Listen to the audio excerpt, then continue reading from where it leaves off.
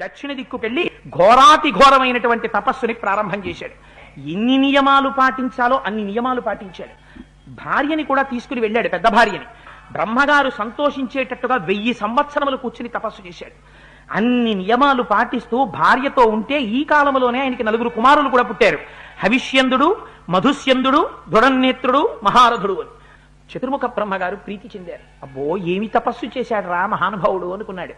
నాయనా, నువ్వు చేసినటువంటి అద్భుతమైనటువంటి తపస్సు చేత రాజర్షి లోకాలన్నింటినీ గెలిచావు. ఇవాళ నుంచి నిన్ను రాజర్షి విశ్వామిత్రుడు అని పిలుస్తారు. ఏమిటో 1000 సంవత్సరాలు తపస్సు చేశాను. రాజర్షి అన్నాడు బ్రహ్మగారు నన్ను. ఇంకా ఎప్పటికీ రాజర్షి నుంచి ఋషి అవ్వాలి, ఋషి నుంచి మహర్షి అవ్వాలి, మహర్షి నుంచి బ్రహ్మర్షి అవ్వాలి అని బెంగ పెట్టుకుని, అయ్య బాబో ఇంకా అంత తపస్సు చెయ్యాలి అనుకున్నాడు. ఆ రాజర్షిత్వం ఆయనకి ఏమీ తృప్తినివ్వలేదు. ఆ దక్షిణ దిక్కున అలా ఉండగా ఒక విచిత్రమైనటువంటి సంఘటన జరిగింది. ఇక్ష్వాకు వంశంలో ఆ కాలంలో త్రిశంకువు అనేటటువంటి మహారాజు గారు పరిపాలిస్తుండేవాడు. ఆ రాజుగారికి ఒక కోరిక కలిగింది. నా వంశంలో పూర్వీకులందరూ స్వర్గానికి వెళ్ళారు, నేను స్వర్గానికి వెళితే ఎలాగా? అందుకని నాకేదో కొత్తతనం ఉండాలి. అందుకని ఏం చెయ్యాలి? నేను ఈ శరీరంతో స్వర్గానికి వెళ్ళాలి. అందుకని అలాంటి యాగం ఏదైనా ఉంటే చేస్తానని కులగురు ఎవరు పురోహితుడు వశిష్ఠ మహర్షి ఆయన దగ్గరికి వెళ్ళాడు. వెళ్ళి, అయ్యా నాకు ఒక కోరిక ఉందండి, మీరు నన్ను తప్పకుండా ఆ కోరిక తీర్చాలి. నేను ఎంత గొప్ప యజ్ఞమైనా సరే చేస్తాను, కానీ నన్ను సశరీరంగా ఈ శరీరంతో స్వర్గలోకానికి పంపించాలని అడిగాడు. అడిగితే వశిష్ఠుడు అన్నాడు, నువ్వు ఎంత గొప్ప యజ్ఞమైనా చెయ్యి, ఎంత గొప్ప సంభారాలన్నా పట్రా, నువ్వు ఎంత మహారాజు అయినా కానీ శరీరంతో స్వర్గానికి వెళ్ళడం అనేటటువంటిది ధర్మశాస్త్రంలో లేదు, అది కుదరదు. అలాంటి యజ్ఞయాగాదులు చేయించడం కుదరదన్నాడు. అనేటప్పటికి ఆయనకి గురువు మీద కోపం వచ్చింది. మీరు చేయించలేరా? అయితే నేను ఇంకోడిని చూసుకోనా అన్నాడు. వశిష్ఠుడిని వదిలేశాడు. పోనీ వశిష్ఠుడిని వదిలేసి కొత్త వాళ్ళ దగ్గరికి వెళ్ళాడా? వశిష్ఠుడు కొడుకుల దగ్గరికి వెళ్ళాడు. ఆయన 9 కొడుకులు, 9 కొడుకులు తపస్సు చేసుకుంటున్నారు. వాళ్ళు పాపం వశిష్ఠ మహర్షి యొక్క కుమారులు. వాళ్ళ దగ్గరికి వెళ్ళాడు. వెళ్ళిన వాడు ఎంత అందంగా మాట్లాడాడో చూడండి. అయ్యా, మీరు నా కోరిక తీర్చాలి. ఎందుకని మీ నాన్నగారి దగ్గరికి వెళ్ళాను, శరీరంతో నన్ను స్వర్గానికి పంపించమని అడిగాను. ఆయన అన్నారు, అలా కుదరదయ్యా అన్నారు. మీ దగ్గరికి వచ్చాను, ఎంత గొప్ప యజ్ఞమైనా చేస్తాను, నన్ను పంపించండి శరీరంతో అన్నారు. అంటే వాళ్ళు మొహం చిట్లించుకుని అన్నారు, నీకు బుద్ధుందిరా అసలు, నీకు కులగురువు వశిష్ఠుడు, ఆయన మా తండ్రి, మాకు కూడా మార్గనిర్దేశం చేసినటువంటి మహానుభావుడు ఆయన, బ్రహ్మర్షి. ఆయన ఎలా చెప్తే మేము అలా చేస్తాం గాని తండ్రి గారు చెయ్యనన్న పని, నీ కులగురువు చెయ్యనన్న పని, మా తండ్రి చెయ్యనన్న పని మేం చేసి నేను స్వర్గానికి పంపించమా? అలా వెళ్ళడం కుదరదు, అది జరిగే పని కాదు, దాన్ని అంగీకరించదు శాస్త్రం. మమ్మల్ని అడుగుతామేమిటి? అందుకని కుదరదన్నారు. అంటే పోనీ వెళ్ళిపోవాలి కదా, మీరు కూడా కుదరదు అంటే నేను ఇంకో గురువుని వెతుక్కుంటూ వెళ్ళిపోతానన్నాడు. అంటే వాళ్ళకి ఎక్కడ లేని కోపం వచ్చి వాళ్ళు అన్నారు, ఒరే నువ్వు ఇలా గురువుల్ని మారుస్తూ తిరుగుతానంటే ఏమిటి అస్తమానం, అందుకని నువ్వు చండాలుడవగుదువుగాక అని శపించారు. ఈ మాట వాళ్ళు అనగానే సూర్యోదయం అయింది. మరునాడు రాజాభరణములతో చక్కగా ఉండేటటువంటి రాజుగారి యొక్క శరీర కాంతి పోయింది, నల్లగా అయిపోయాడు. ఒంటి మీద పెట్టుకున్న ఆభరణములు బంగారమువన్నీ ఇనుముతో చేసినటువంటి ఆభరణములు అయిపోయాయి. ఎర్రటి జుత్తు అయిపోయింది, ఎర్రటి కళ్ళు, భయంకరంగా అయిపోయాడు. చుట్టూ ఉన్న మంత్రులు వాళ్ళు రాజుగారిని చూసి పారిపోయారు. వాళ్ళు ఇది ఇలా అయిపోయాడు రాజుగారిని. పారిపోతే పాపం ఆ స్వరూపంతో అలాగే తిరుగుతూ తిరుగుతూ విశ్వామిత్రుడి దగ్గరికి వచ్చాడు. ఈ విశ్వామిత్రుడి దగ్గరికి వచ్చి, నేను సత్యంగా పరిపాలించాను, యజ్ఞం చేశాను, యాగం చేశాను, గురువులను ఆరాధించాను, నా తప్పేముంది చెప్పండి, ఏం చేస్తాను? పైగా పోనీ పంపించకపోతే వదిలేసే, నన్ను ఇదిగో ఇటువంటి స్వరూపాన్ని ఇచ్చారు, శాపం ఇచ్చేశారు, ఇటువంటి వాడిని ఇలా అయిపోయాను. చూసారా నా బ్రతుకు ఎలా అయిపోయిందో? మీరు తప్ప నాకు గతి లేదు, మీరే నన్ను రక్షించాలన్నాడు. విశ్వామిత్రుడికి కడుపులో కోరికేమిటి? వశిష్ఠుడు పంపించలేనన్నాడు సశరీరంతో స్వర్గానికి. ఎలాగో నేను వశిష్ఠుడి మీద అస్త్రాలేసి ఏం చేయలేకపోయాను, వశిష్ఠుడు చెయ్యలేను అన్నది విశ్వామిత్రుడు చేశాడని లోకం అనుకోవాలి. నీకేం పర్వాలేదు అబ్బాయి, నేను పంపిస్తానన్నాడు. నిన్ను ఎలా పంపిస్తానో తెలుసా? నీ గురువు, నీ గురుపుత్రులు నిన్ను సశరీరంతో స్వర్గానికి పంపలేక కోపం వచ్చి శాపం ఇచ్చి ఏ శరీరాన్ని ఇలా మార్చారో మార్చిన ఈ శరీరంతో నిన్ను స్వర్గానికి పంపిస్తాను. నిన్ను మళ్ళీ మామూలుగా క్షత్రియుడిగా మార్చి కూడా కాదు, ఇలా ఉండగానే ఈ నల్లటి ఆకారంతో ఇనప ఆభరణాలతో పంపిస్తాను. చూడు విశ్వామిత్రుడు అంటే ఏమిటో అన్నాడు. తన శిష్యులందరినీ పిలిచాడు. అబ్బాయి, మీ అందరూ బ్రహ్మాండం అంతా తిరగండి, బ్రాహ్మణులు ఎక్కడెక్కడున్నా సరే వాళ్ళందరినీ తీసుకురండి, ఋషులు ఎక్కడున్నా సరే శిష్యులతో తీసుకురండి. విశ్వామిత్రుడు ఒక యాగం చేస్తున్నాడు. వశిష్ఠుడు చెయ్యలేనన్న యాగం విశ్వామిత్రుడు చేస్తున్నాడు. వశిష్ఠుడు పంపలేకపోయాడు సశరీరంతో త్రిశంకుణ్ణి, విశ్వామిత్రుడు పంపిస్తున్నాడు శరీరంతో. అలాంటి యాగం చేస్తున్నాడు అని చెప్పి తీసుకురండి. ఒకవేళ ఎవడైనా అదేమిటి అలా ఎలా పంపిస్తాడు, విశ్వామిత్రుడు మాత్రం కుదరదని అన్నాడు అనుకోండి, వాడి పేరు రాసుకురండి అన్నాడు. వెళ్ళారు, అందరినీ పిలిచారు. విశ్వామిత్రుడి పేరు చెప్పగానే అందరు అన్నారు, బాబోయ్ కోపం ఎక్కువండి ఆయనకి, అందుకని ఓసారి వెళ్ళొచ్చేద్దామని బ్రాహ్మణులందరూ వచ్చేసారు. వచ్చేసిన తర్వాత ఆయన కొడుకులు వచ్చారు.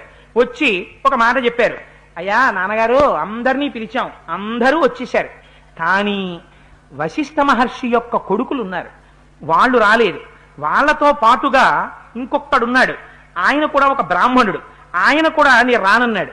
రానని అనడం కాదు నాన్నగారు, వాళ్ళు మాట అన్నారన్నారు. ఏమన్నారా ఉన్నది ఉన్నట్టు చెప్పండి అన్నాడు. వాళ్ళన్నారు, యాగం చేయిస్తున్న వాడేమో క్షత్రియుడు, ఎందుకని రాజర్షి మాత్రమే అయ్యాడు విశ్వామిత్రుడు, అందుకని యాగం చేయిస్తున్నవాడు క్షత్రియుడు చేయిస్తున్నాడు. ఆ యాగం చేసేటటువంటి వాడు ఫలితం కోరి చేస్తున్నవాడు చండాలుడు చేస్తున్నాడు. వీడు హవిస్సులు ఇస్తాడు, ఆయన మంత్రాలు చెప్తాడు. దేవతలు ఎలా వచ్చి పుచ్చుకుంటారా హవిస్సులు? అలా యాగం చేసి సశరీరంతో పంపించచ్చా? అలా ఉందా ఎక్కడైనా వేదంలో పంపించమని? ఎలా కుదురుతుంది?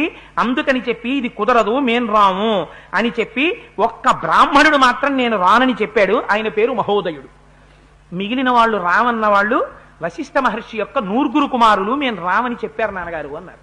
అనేటప్పటికీ విశ్వామిత్రుడికి ఎక్కడ లేని కోపం వచ్చింది. అంతే వెంటనే కమండలం తీసుకున్నాడు, కుడి చేతిలో నీళ్లు వేసుకున్నాడు.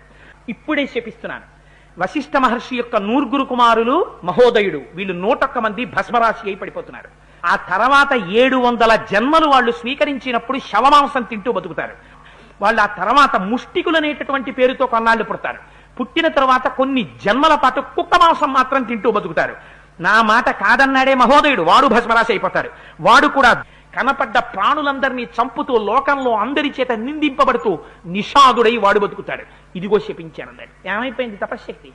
క్రోధానికి ఎప్పుడైతే లోనైపోయాడో రాజర్షిత్వము అనేటటువంటిది రావడానికి కావలసినటువంటి తపశ్శక్తిలో కొంత భాగం ఖర్చు అయిపోయింది. ఖర్చు అయిపోయిన తర్వాత మొదలెట్టండి యాగం అన్నాడు. అని బ్రహ్మాండంగా యాగం మొదలెట్టారు. తీసుకొచ్చారు, కూర్చోబెట్టారు. ఎవరిని? త్రిశంకుని. హవిస్సులిస్తూ దేవతల్ని పిలిచారు. ఏ దేవత హవిస్సు తీసుకోవడానికి రాలేదు. చూశాడు, కోపం వచ్చింది. ఓహో, నేను యాగం చేస్తుంటే, నేను హవిస్సులిస్తుంటే, నేను రాజర్షినని, నేను ఇచ్చినటువంటి యాగం నేను చెప్పిన మంత్రంతో పిలిస్తే రావడానికి దేవతలు అంగీకరించలేదు. ఇదిగో నాకున్నటువంటి తపశ్శక్తిని నీకు ధారపోసేసి చెప్తున్నాను. నాకున్నటువంటి అపారమైన తపశ్శక్తి అంటే ఏమిటో దేవతలు చూస్తారు. బయలుదేరి తపశ్శక్తితో వెళ్ళిపోతారు స్వర్గానికి అన్నాడు. అమాంతం భూమి మీద ఉన్నవాళ్ళు లేచిపోయాడు. వెళ్ళిపోతున్నాడు ఆయన స్వర్గానికి. పైన స్వర్గలోకంలో ఇంద్రుడు సభ తీర్చి అందరితో కూర్చున్నాడు. ఈయన రైహిమని వచ్చేస్తున్నాడు పైకి. గబగబా అక్కడ ఉన్న వాళ్ళందరూ వెళ్ళి ఇంద్రుడితో చెప్పారు, అయ్యా ఎవడో నల్లగా ఉన్నాడు, ఇనపాభరణాలు వేసుకున్నాడు, వాడు శరీరంతో వచ్చేస్తున్నాడు స్వర్గలోకంలోకి, ఇది ఎక్కడ విచిత్రమో మాకు తెలియదన్నారు. అదేమిటి అలా ఎలా వచ్చేస్తున్నాడు రా? శరీరంతో స్వర్గానికి రాకూడదు, శరీరం అక్కడ వదిలేసి స్వర్గానికి వస్తారు పుణ్యం ఉంటే. వాడు అలా ఎలా వస్తున్నాడని చూశాడు ఒక్కసారి ఇంద్రుడు. చూసేసరికి వస్తున్నవాడు త్రిశంకు వస్తున్నాడు. పైనుంచి చూసి ఒక్కసారి ఒక పెద్ద కేకేశాడు ఇంద్రుడు. ఒరే, నువ్వు గురుశాపహతుడివి, నిన్ను వశిష్ఠుడు శపించాడు, నీకెక్కడుంది అధికారం స్వర్గలోకానికి రావడానికి? గురుశాపము చేత కొట్టబడినటువంటి వాడికి ఊర్ధ్వలోకాలకు వస్తావా నువ్వు? పో కిందకి, తలకిందులుగా పడి కింద పడన్నాడు. అనేటప్పటికి ఇలా వస్తున్నవాడి తల కిందకి అయిపోయింది, కాళ్ళు పైకి అయిపోయి మళ్ళీ కింద పడిపోతున్నాడు. కింద పడిపోతూ బాగా భూమికి దగ్గరికి వచ్చాక, మహానుభావ విశ్వామిత్ర కిందకి రోహేశారు పడిపోతున్నాను అన్నాడు. అనేటప్పటికి చూశాడు విశ్వామిత్రుడు. అప్పటి వరకు వెళ్ళిపోయాడు స్వర్గానికి, సంతోషంగా కూర్చున్నాడు. వాడు గభాల మళ్ళీ కాకేశాడు. ఆగు ఆగు అన్నాడు. ఆగు ఆగు అని చూశాడు. ఎందుకు వచ్చేసావు అన్నాడు. అప్పో కిందకని చెప్పి తిరగేస్తూ చేశారు, నన్ను పడిపోతున్నానన్నాడు. ఎంత పని చేశారా వాళ్ళు నిన్ను, చూడు నేనేం చేస్తాను అని సృక్కు చేతిలో ఎత్తి పట్టుకున్నాడు. నాకున్న మిగిలిన తపశ్శక్తితో ఇదిగో నేను సృష్టించేస్తున్నాను. మళ్ళీ తనకున్న తపోబలం అంతటితో అప్పటికి ఏమైపోయింది, వశిష్ఠ మహర్షి యొక్క పుత్రుల్ని శపించేశాడు, మహోదయుణ్ణి శపించేశాడు. నిష్కారణంగా పనికిరాని టిక్కెట్ ఇచ్చి త్రిశంకుణ్ణి పైకి పంపించేశాడు. వాడి కిందకు వచ్చేశాడు. ఉన్న తపశ్శక్తి చేత ఇంకో స్వర్గాన్ని సృష్టించేశాడు. దక్షిణ దిక్కున నక్షత్ర మండలాన్ని సృష్టించాడు. సప్తర్షుల్ని సృష్టించేశాడు. అయినా దేవతలు రావట్లేదు. చూస్తాను వాళ్ళ పని అన్నాడు. దేవతల్ని కూడా సృష్టి చేసేయడానికి సిద్ధపడ్డాడు. అప్పుడు దేవతలందరూ పరిగెత్తి వచ్చారు. ఇది నువ్వు చెయ్యవలసిన పనేనా మహానుభావ? ఎంత తపశ్శక్తి ఉంటే మాత్రం వేరు స్వర్గాన్ని నిర్మిస్తావా? వేరుగా నక్షత్ర మండలాన్ని నిర్మిస్తావా? మళ్ళీ దేవతల్ని నిర్మిస్తావా? మహానుభావ శాంతించు. విశ్వామిత్ర, ఇది నువ్వు చెయ్యవలసిన పని కాదు. నీకు శాస్త్రం తెలుసు. సశరీరుడై ఎవ్వడూ స్వర్గలోకానికి రాడు. కానీ నువ్వు ఇంత తపశ్శక్తిని ధారపోశావు కాబట్టి నీ చేత నిర్మింపబడినటువంటి ఈ నక్షత్ర మండలం జ్యోతిష్చక్రానికి అవతల ఉంటుంది. అవతల ఉండి అందులో ఈ త్రిశంకుడు మాత్రం తిరగబడి తల కిందకి కాళ్ళు పైకి పెట్టుకుని ఆ నక్షత్రాల మధ్యలో అలా ఉంటాడు. అలా మేము వరం ఇస్తాం, అంతేకాని ఇది స్వర్గలోకానికి మాత్రం తీసుకో అన్నాడు. సరే అయితే అన్నాడు. యాగం అయిపోయింది, మీ అందరూ బయలుదేరండి అన్నాడు. అకౌంట్ ఓపెన్ చేసి చూస్తే మళ్ళీ జీరోకి వచ్చింది. ఎందుకని? తపశ్శక్తి అంతా అయిపోయింది. ఎందుకని? మళ్ళీ వశిష్ఠుడి మీద కోపం. ఆ కోపంతో ఏం చేశాడు? మళ్ళీ అక్కర్లేని పని అంతా చేశాడు. చేసి ఇలా కాదనుకున్నాడు, నా మనస్సు ప్రశాంతత కావాలి, అందుకని చెప్పి నేను ఇక్కడి నుంచి బయలుదేరిపోతాను. అని చెప్పి ఒక్కసారి పశ్చిమ దిక్కుకు వెళ్ళిపోతానన్నాడు.